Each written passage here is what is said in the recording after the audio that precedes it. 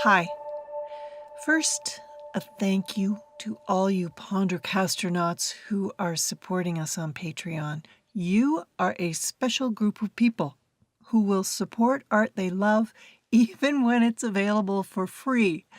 So on this episode, I'd like to personally thank Michael C. from Halifax, Andrew S. from Reston, Virginia, and Stephanie O. from St. John's. Thank you so much. We work hard to make it worth your while to become a Pondercast supporter. Extra content, curated music, discounts on merch, and I hope you'll go to patreon.com/Pondercast and think about supporting Joshua, Ty, and me.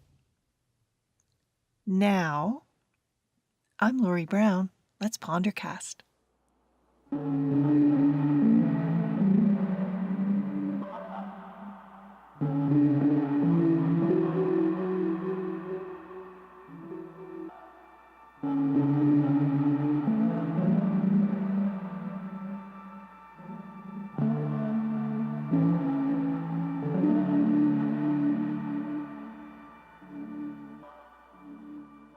Deepest winter.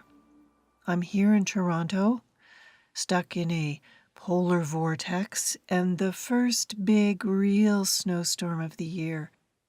It's so lovely to be inside, looking out at it coming down all day and all night. Well, I mostly sit on my couch and play music. Violinist Hugh Marsh has a new album coming out. It's called Violin Vocations, and this first single made me bundle up and get outside into that snowstorm. It's a wild adventure to be out in the biggest storm of the year. You know, snow like you remember it as a kid, up to here. Snow pants, mandatory, and you need your big boots and a scarf over your nose and mouth, like the full Monty of winter gear. And I live right next door to Toronto's biggest park, and so I head out into the park to walk through all this drifting snow, through fields and into the woods, and I go to my favorite part of High Park.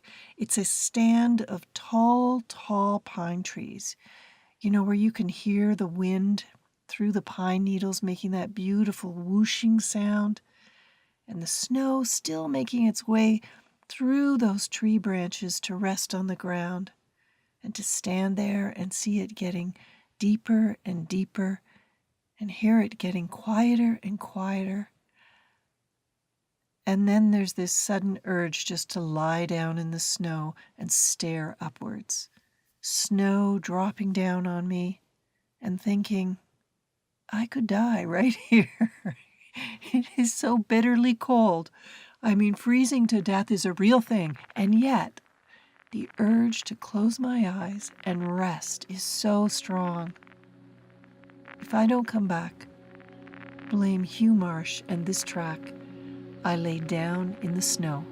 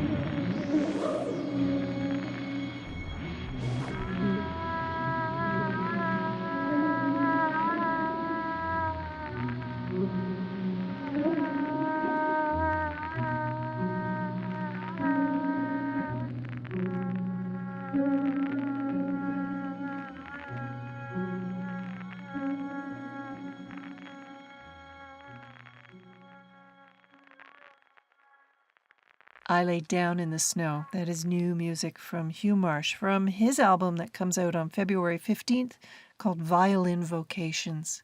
Every single sound you heard was made by his violin. He's one of those artists who has woven his way through the music and film soundtrack scene all over the world.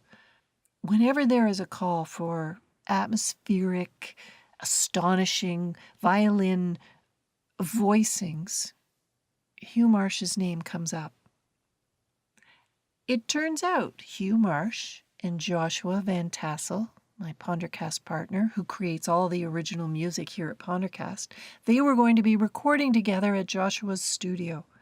So I sat down with Hugh to talk, and you will hear that and some amazing spontaneous music that Joshua and Hugh have created together.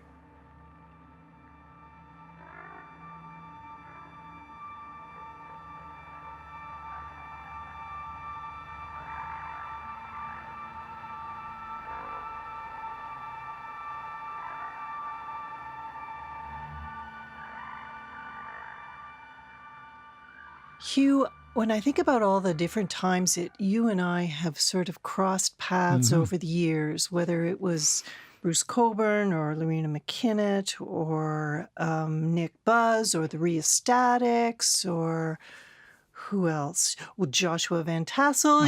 You two played together when we did a live gig of Pondercast. All these different ways that we have had careers that have kind of brushed up against each other. And the amazing thing for me is that when I look at your whole career, I figure out what is it that I want to call what it is you do. And you've done it already because you called yourself a music conversationalist. Yeah, I think that's a good description for me. And I'm not quite sure where it comes from, but it's more... When I think about playing with anybody, it's about, I mean, it's a standard thing if you're a sideman. I think you're there to serve somebody's music, and I like to have a conversation with somebody musically, and hopefully you're allowed to contribute to the conversation in a way that shows who you are sonically, you know.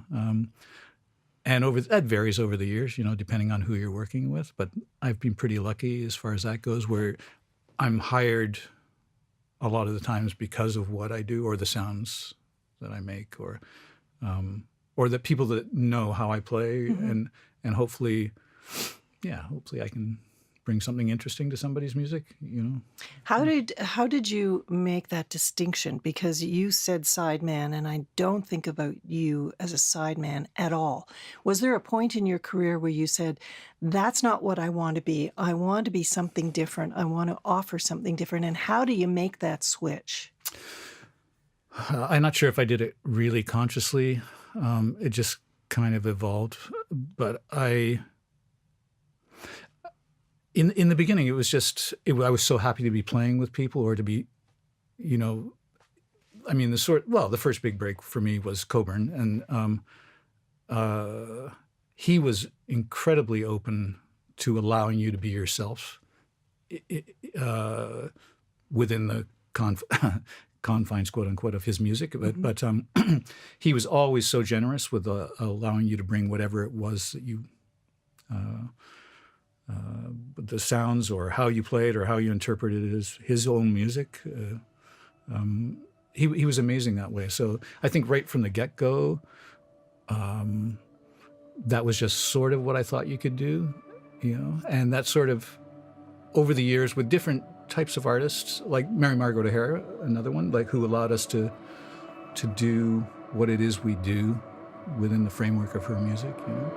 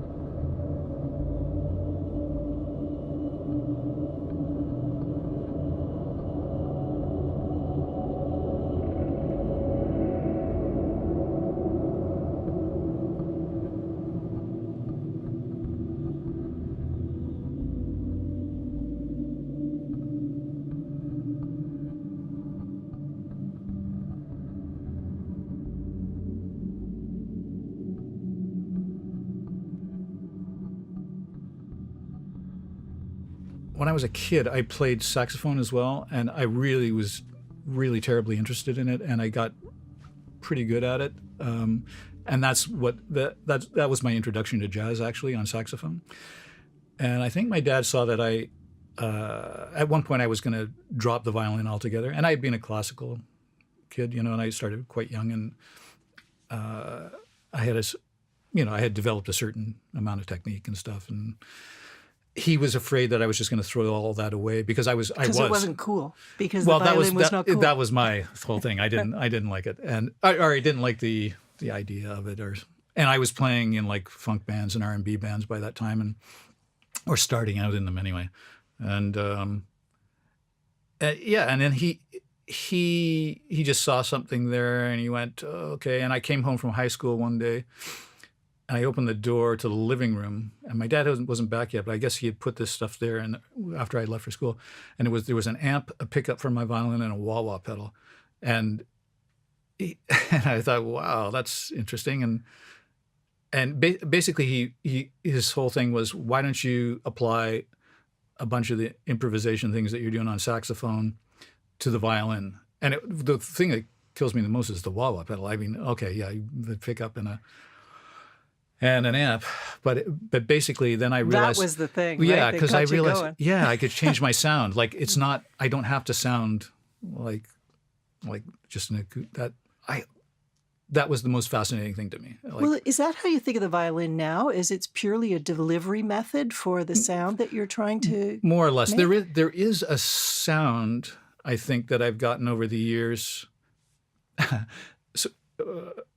that people, or that I think is just my regular sound, which is just this pretty dark sound that gets used a lot in films, and between that and the baritone violin that I play as well, and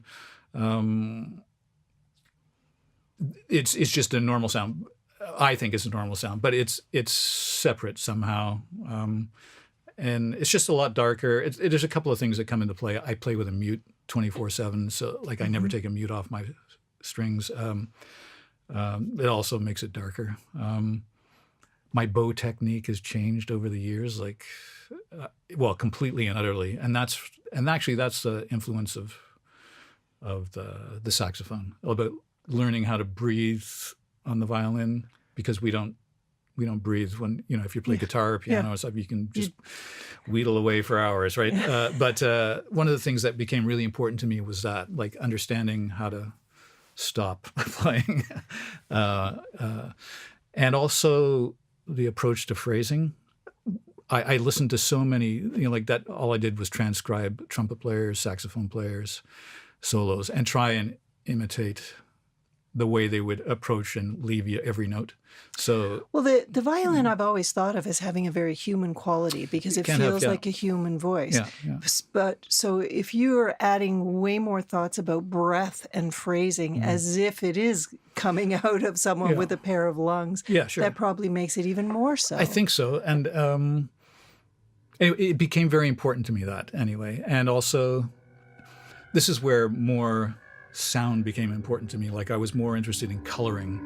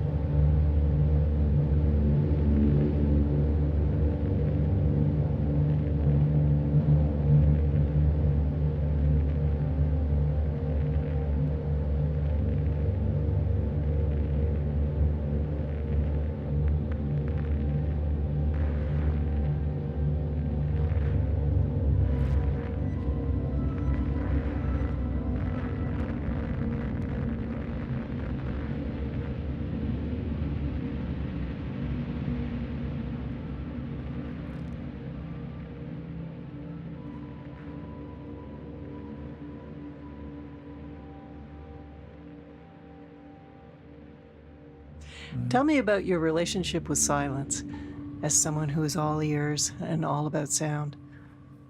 Oh, it's the same thing. It's really important to me. And one of the things that I got to, or that has become increasingly more important, is like hardly touching the string. Touch. Yeah. Yeah. So, I mean, well, that's where the sound comes from. Like I could hand my violin to any number of people, and it would sound different to people, because it's about what comes out of your fingers. Your fingers dictate. No matter, I could have as many effects pedals or as processors as you want, but if you take them all away and I still played, you would, I think anyway, you would hear my sound. Like, but I like, there's something about playing quietly that I like, that actually got me to discover things and sounds that I use quite often now as part of my palette that people seem to like. And it involved like really hardly touching the string at all, but that in conjunction with certain pieces of processing gear allowed me to I call them ghost harmonics. It's basically false, they're not true false harmonics, but I would be able to control every single note where they not necessarily should be. But the more importantly, it would be barely touching the string, and in combination with barely drawing the bow across across the instrument, and then having it with a certain length of reverb, and then having the fundamental note break, and you'd hear an overtone, Right. but intentionally, and the way Right. they would cluster, and I get these, I don't know, pleasing things, so I like that. And then I like also like craziness, like mad. I like noise. Noise to me, I told another friend, I like noise organized or otherwise, like the whole rule thing I like throwing away a lot of the time. It's very important. Is there a way that, when you think about what it is you do, where you actually feel like you leave music behind and you move into a different kind of sonic realm? Sure. I think, and as here again, also that has to do with working in the film thing a lot, and it's where there's a gray area between music and sound design, and they can melt into one another from time to time, and I kind of love being there.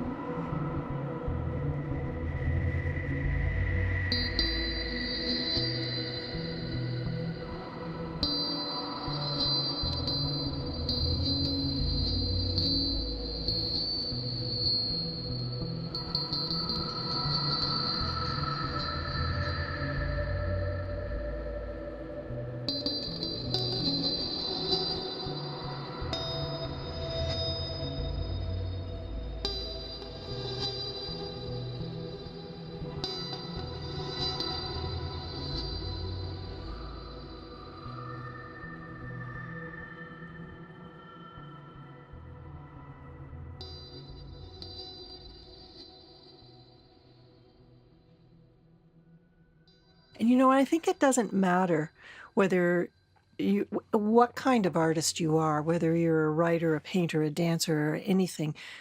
That's always the goal. Or whether you're just a human being in the world, is to figure out what your own voice is. It's the most singular. I think it's the singular most important thing of all, for especially. Yeah, and you're right. It crosses milieus. But for a musician, I would rather have my sound rather than any amount of technique ever. Yeah. That's the most important thing to me. If you had to describe what the headspace is for you when you are creating and improvising, how would you describe what that headspace is? It's a meditation. It's a musical meditation. I think that's what it is. Like, it's that type of thing where it is. You try and clear your brain out. And I never consciously do it, but that's like, I'm sure I do. I have trouble meditating, but when I'm playing, that's what it's about. You're in that moment and everything else is quiet. You don't think of anything else, or I don't anyway. It's hard. It's actually hard for me to be distracted. When I was saying earlier about being quiet, sometimes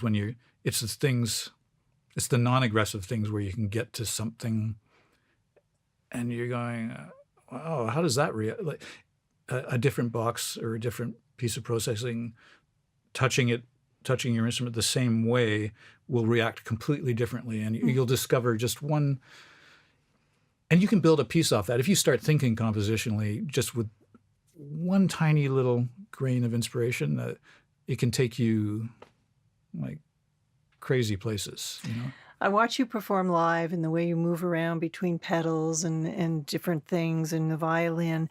And I have no idea. I try to picture what's going on in your head and whether you're saying at that moment, oh, geez, you know what I should do next? I should do this and I should do that. Or whether there is nothing going on and what you're trying to get to is a spot where it's just pure sound that you are reacting to and feeling. Yeah. I mean, especially when you're playing with another human who's doing the same thing. Yeah, it's reactive. It's reactive and not, because you want to, it's that same thing again, where you want to serve what's going on, but you have to be bold enough to take something somewhere as well. Like you have to go, okay, no, for this next little while, I'm going to say something. The thing I've discovered over the years is it's more knowing, like I say, it's more knowing when not to play or knowing when to be quiet. And I don't necessarily mean don't say anything, but to think dynamically too, which is a lot, which perhaps not everybody does who and should do. There's no boundaries. I think that's really important. There's no reason not to do something as well. That's really important to me. There's no reason not to do something. Yeah. That's great. How would you describe your relationship with the violin? A few years ago, I would have said a love-hate relationship, but